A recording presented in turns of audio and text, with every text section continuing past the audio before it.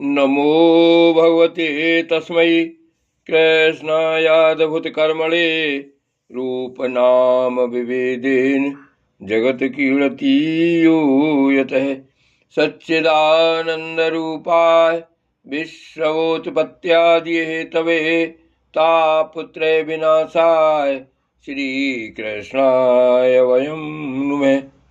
श्रीमद्भागवत महापुराण एकादश स्कंद अध्याय 14वां भक्ति योग की महिमा तथा ध्यान विधि का वर्णन।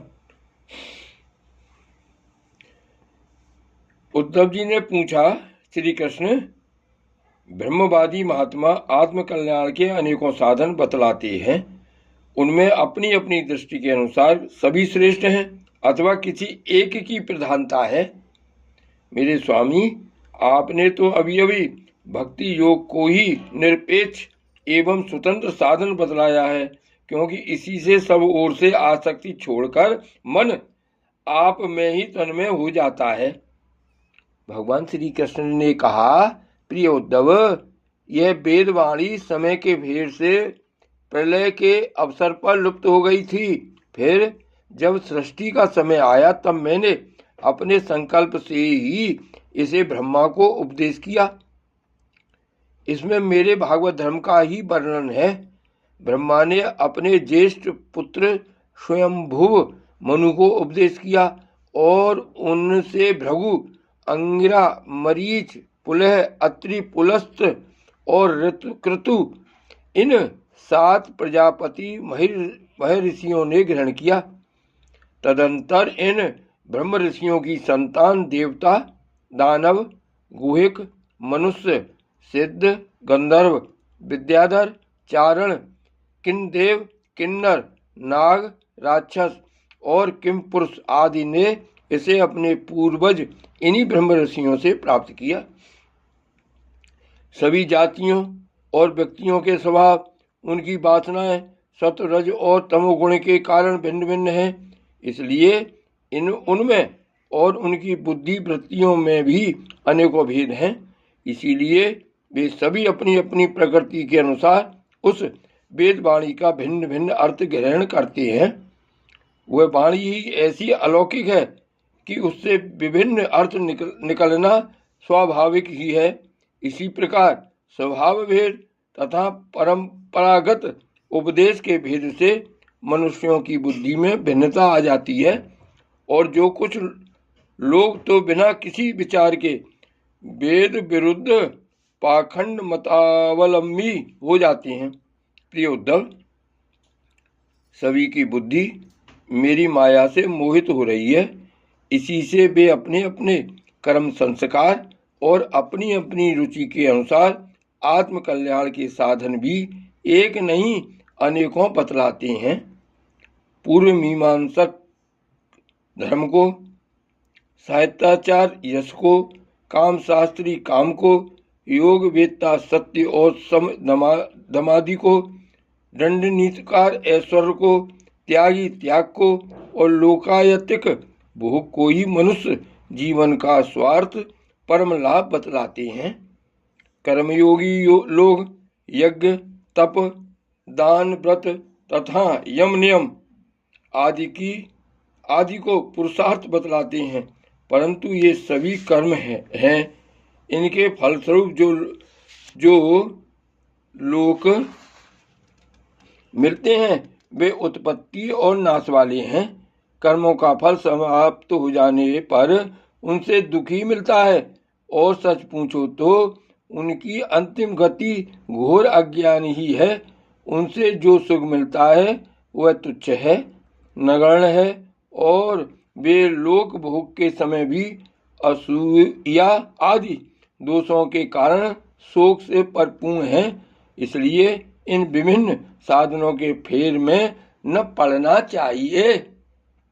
प्रिय उद्धव, जो सब ओर से निरपेक्ष बेपरवाह हो गया है, किसी भी कर्म या फल आदि की आवश्यकता नहीं रखता और अपने अंतःकरण को सब प्रकार से मुझे ही समर्पित कर चुका है, परमानंद स्वरूप मैं उसकी आत्मा के रूप में स्फुरित होने लगता हूँ। इससे वह जिस सुख का अनुभव करता है वह विषय लोलुप प्राणियों को किसी प्रकार मिल नहीं सकता। जो सब प्रकार के संग्रह परिग्रह से रहित अकिंचन है, जो अपनी इंद्रियों पर विजय प्राप्त करके शांत और समदर्शी हो गया है, जो मेरी प्राप्ति से ही मेरे सानिध्य का अनुभव करके ही सदा सर्वदा पूर्ण संतोष का अनुभव करता है, उसके लिए आकाश का एक एक कोना आनंद से भरा हुआ है। जिसने अपने को मुझे सौंप दिया है वह मुझे छोड़कर न तो ब्रह्मा का पद चाहता है और न देवराज इंद्र का। उसके मन में न तो सार्वभौम सम्राट बनने की इच्छा होती है और न वह स्वर्ग से भी श्रेष्ठ रसातल का ही स्वामी होना चाहता है। वह योग की बड़ी बड़ी सिद्धियां और मोक्ष तक की अभिलाषा नहीं करता। उद्धव, मुझे तुम्हारे जैसे प्रेमी भक्त जितने प्रियतम हैं उतने प्रिय मेरे पुत्र ब्रह्मा, आत्मा, शंकर, सगे भाई बलराम जी, स्वयं अर्धांगिनी लक्ष्मी जी और मेरा अपना आत्मा भी नहीं है, जिसे किसी की अपेक्षा नहीं, जो जगत के चिंतन से सर्वथा उपरत होकर मेरे ही मनन चिंतन में तल्लीन रहता है और राग द्वेष न रखकर सबके प्रति समान दृष्टि रखता है। उस महात्मा के पीछे पीछे मैं निरंतर यह सोचकर घूमा करता हूँ कि उसके चरणों की धूल उड़कर मेरे ऊपर पड़ जाए और मैं पवित्र हो जाऊं। जो सब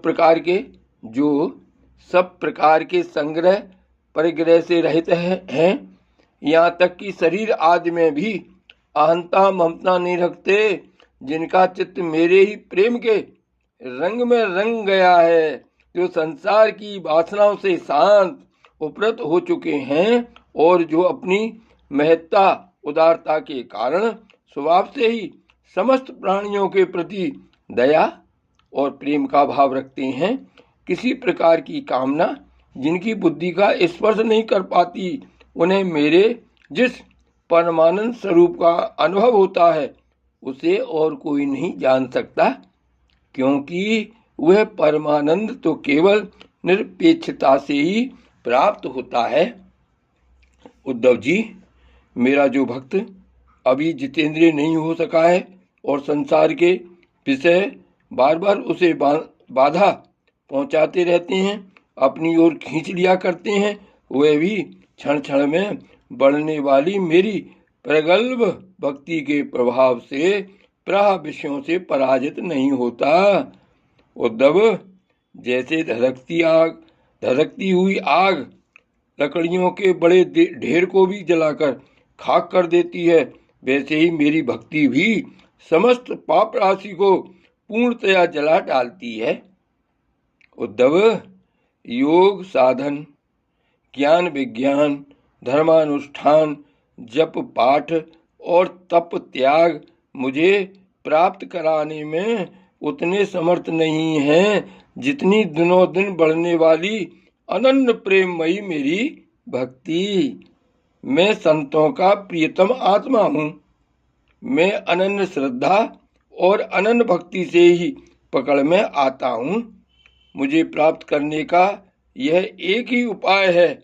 मेरी अनन्य भक्ति उन लोगों को भी पवित्र जाति दोष से मुक्त कर देती है जो जन्म से ही चांडाल हैं। इसके विपरीत जो मेरी भक्ति से वंचित हैं, उनके चित्त को सत्य और दया से युक्त धर्म और तपस्या से युक्त विद्या भी भली भांति पवित्र करने में असमर्थ है। जब तक सारा शरीर पुलकित नहीं हो जाता, चित्त पिघलकर गदगद नहीं हो जाता, आनंद के आंसू आंखों से झलकने नहीं लगते तथा अंतरंग और बहिरंग भक्ति की बाढ़ में चित्त डूबने उतराने नहीं लगता, तब तक इसके शुद्ध होने की कोई संभावना नहीं है। जिसकी वाणी प्रेम से गदगद हो रही है, चित्त पिघलकर एक और बहता रहता है। एक क्षण के लिए भी रोने का तांता नहीं टूटता, परंतु जो कभी कभी खिलखिलाकर हंसने भी लगता है, कहीं लाज छोड़कर ऊंचे स्वर से गाने लगता है, तो कहीं नाचने लगता है। भैया उद्धव, मेरा वह भक्त न केवल अपने को बल्कि सारे संसार को पवित्र कर देता है। जैसे आग में तपाने पर सोना मैल छोड़ देता है, निखर जाता है और अपने असली शुद्ध रूप में स्थित हो जाता है, वैसे ही मेरे भक्ति योग के द्वारा आत्मा कर्म वासनाओं से मुक्त होकर मुझको ही प्राप्त हो जाता है, क्योंकि मैं ही उसका वास्तविक स्वरूप हूँ। उद्धव जी, मेरी परम पावन लीला कथा के श्रवण कीर्तन से ज्यों ज्यों चित्त का मैल धुलता जाता है, त्यों त्यों उसे सूक्ष्म वस्तु के वास्तविक तत्व के दर्शन होने लगते हैं। जैसे अंजन के द्वारा नेत्रों का दोष मिटने पर उनमें सूक्ष्म वस्तुओं को देखने की शक्ति आने लगती है। जो पुरुष निरंतर विषय चिंतन किया करता है, उसका चित्त विषयों में फंस जाता है, और जो मेरा स्मरण करता है, उसका चित्त मुझ में तल्लीन हो जाता है। इसलिए तुम दूसरे साधनों और फलों का चिंतन छोड़ दो। अरे भाई, मेरे अतिरिक्त और कुछ है ही नहीं। जो कुछ जान पड़ता है वह ठीक वैसा ही है जैसे स्वप्न अथवा मनोरथ का राज्य।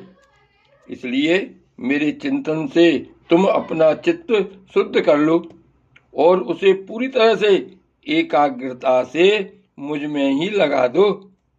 संयमी पुरुष स्त्रियों और उनके प्रेमियों का संग दूर से ही छोड़कर पवित्र एकांत स्थान में बैठकर बड़ी सावधानी से मेरा ही चिंतन करे। प्यारे उद्धव, स्त्रियों के संग से और स्त्री संगियों के लंपटों के संग से पुरुष को जैसे कलेश और बंधन में पड़ना पड़ता है, वैसा क्लेश और फसावट और किसी के भी संग से नहीं होती। जय श्री कृष्ण।